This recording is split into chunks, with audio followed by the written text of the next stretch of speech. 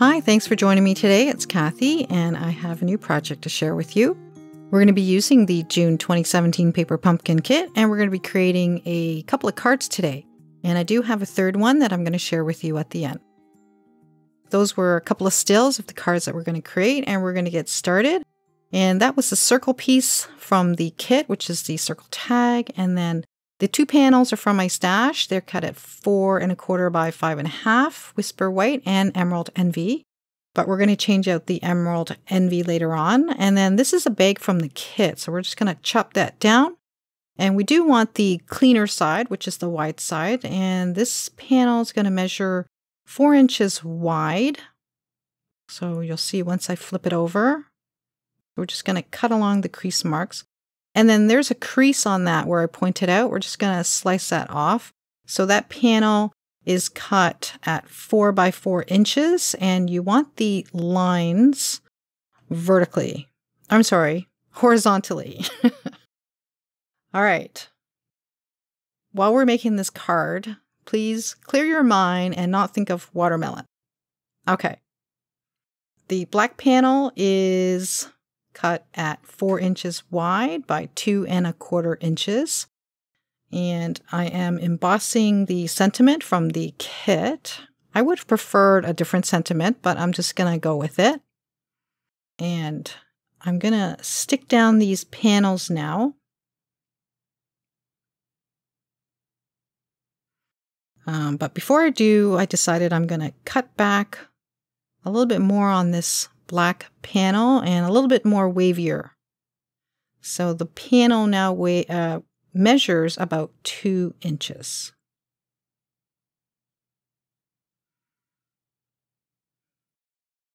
I did end up sticking this down on the Emerald Envy, but my AGT glue is a little forgiving, so I was able to peel it off. And I decided to use a different color because the green on green was just a little bit too much. I grabbed a Dapper denim panel, and I'm just going to re-stick that down just so that we have more contrast. And also, I decided to cut a little small sliver just to break it up even more.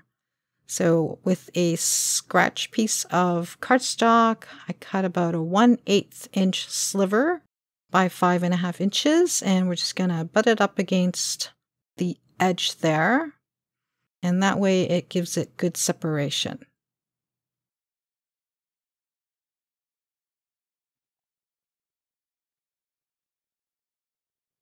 So far pretty easy. I think the hardest part is when we work on the moon part. Okay, so here is that circle piece. It has a little hole there that I'm pointing out. So when we draw the lines on this piece here, we're just going to make sure that that whole opening is in between it. So we'll cut away that hole.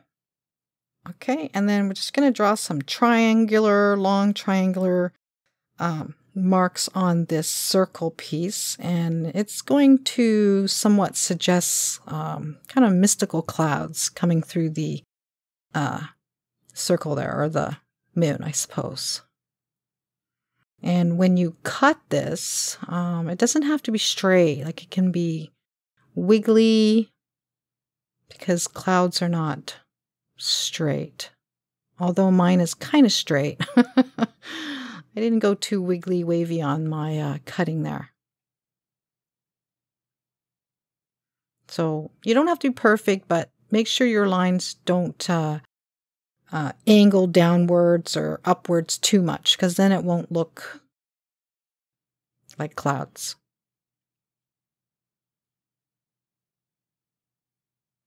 Okay, and then we're just going to erase the pencil lines. All right, and then with the dimensionals from the kit, I'm just going to raise that moon up, and then we're going to stick it onto the panel there. And then you'll just kind of see that it has like some clouds running through it.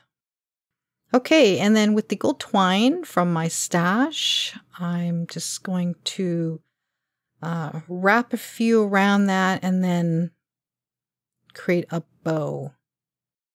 I actually just tied it in a knot and then snipped off the end pieces there because wasn't really working for me. So I figured I'll just create a bow separately and then just stick it down with a glue dot. And I still wasn't too happy with it, so I decided to put some sequins on that, but I did do it off screen. And then this card base is vanilla card base, 4 1/4 by 11, scored at 5 1/2. And in a second, I'm just going to show you the sequence that I put on it.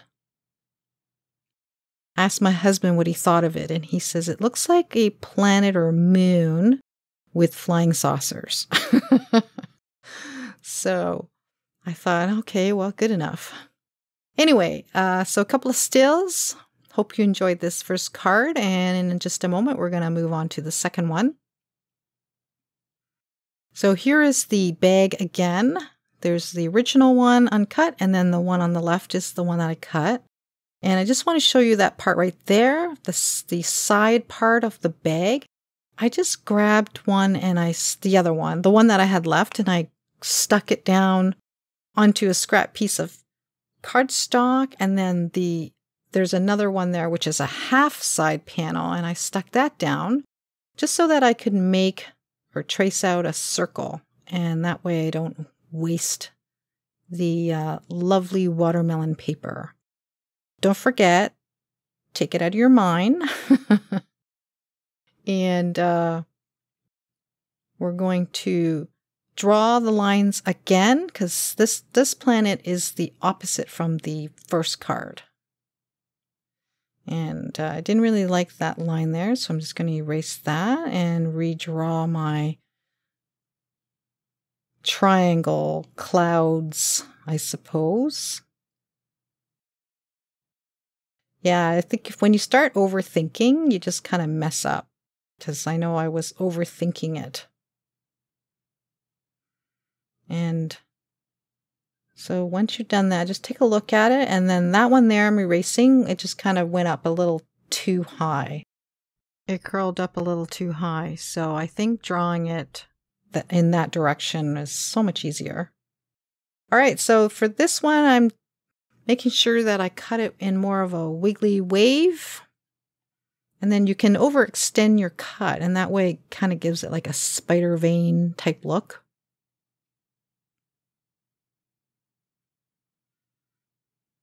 Okay, and I did go a little bit lower on that second one, but that's okay because they're not always the same.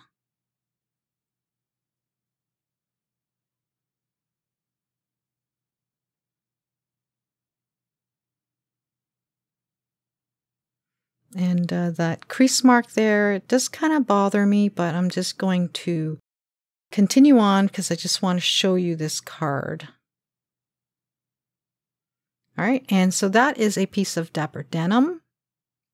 And oh, and don't forget to erase your pencil marks. Okay, so using the Magical Mermaid stamp set from in this year's new catalog, we're using the Have a Magical Birthday sentiment and those dots, and I'm going to use the Whisper White, and the dots there are nice and fine, so it kind of gives it'll create a nice galaxy star background for you. And I actually thought one stamp would work, but no. So I did stamp it a lot more. Stamp on the top right corner a bunch of times and then come down to the left midsection of the card and just stamp it until you really see those white dots a lot better. And then I just hit it with my heat gun just to dry the pigment ink. And then using that Tree Builder punch, I punched out a whole bunch of clouds and I did shade them in advance. And then this one piece, I'm just going to show you how I add the details by going a little bit heavier where it dips in where for the clouds. So that way it looks puffier instead of flat clouds. Okay, so for this moon, I am sticking it down flat onto the panel. So I didn't raise this one, but I'm going to raise some of the clouds. So when you stick down or put the glue down on the back of the planet there or moon, just make sure you leave some room for your clouds so that you can tuck them in. And then some of the clouds, I did cut them down to create some narrower clouds. That way it'll give it some different detail instead of all the same uniform clouds. And then I'm just going to reshade them in. And I decided that I'm going to do the same with this one here. Okay. And I fussed with these clouds so much that I actually turned the camera off. And when I came back, I completely forgot to turn the camera back on. But while I went through my hour-long footage of just where am I going to place these clouds, I actually found one that was pretty close to what I settled on. So basically that. And this is when I realized that I didn't have my camera on. So I placed my clouds and then I already stamped the sentiment. And now I'm just embossing that with the Tim Holtz heat gun. And so now we're going to just stick it down onto a vanilla card base. And the Dapper Dan panel is cut at 4 inches wide. So I'm going to leave little bits, or not bits. What is that? An 1/8 inch on each side. And then these are Tempting Turquoise enamel dots. Threw some stars and a few dots. And I think that was just the perfect amount of added sequence or bling, if you may, for this card. All right, so here's that third one where I made the original circle from the beginning of that video where you saw me had that already cut out. And I didn't want to throw it out, so I thought I'd back it onto a black cardstock. I used the Wetlands Retired Stamp set and used that sentiment thinking of you. And I carefully hand cut out that sentiment because I didn't want to take away from those clouds because it was busy enough as it was. And some of those clouds are raised. Actually, the planet itself is raised and some of the clouds are raised. And I did hit it with a few clouds with the Wink of Stella. And then I also used my white gel pen to enhance some of the white dots. I hope you enjoyed today's video. Thanks so much for joining me. Bye for now.